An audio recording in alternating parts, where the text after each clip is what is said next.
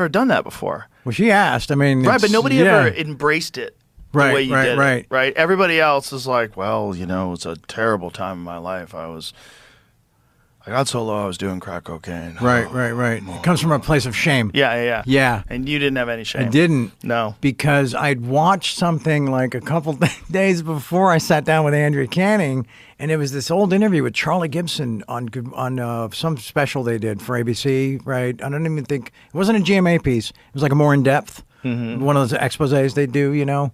And it was me coming out of rehab.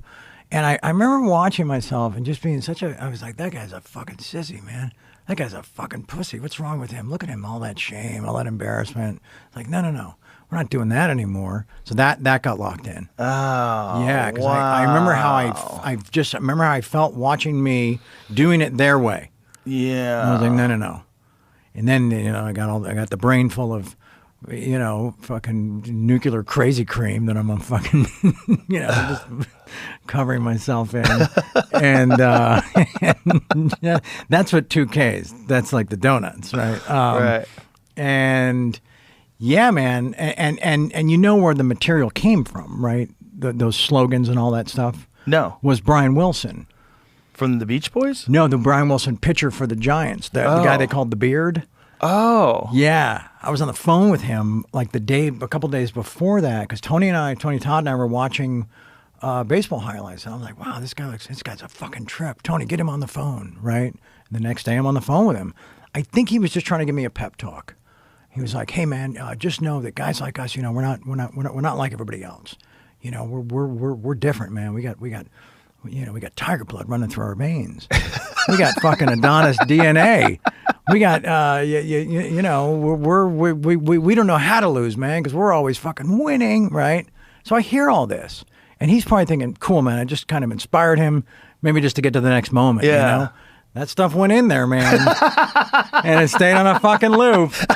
And I sat down, and the interview doesn't start like that, which is a trip. I'm trying to keep it together. I'm trying to give her the stuff she needs to, like, maybe, I don't even know, what was the thrust of that story? Being fired or some shit? I don't remember. So, but there's a moment that's not on film. And Andrea can't deny this. She makes a crack about these two girlfriends that I'm living with, right? And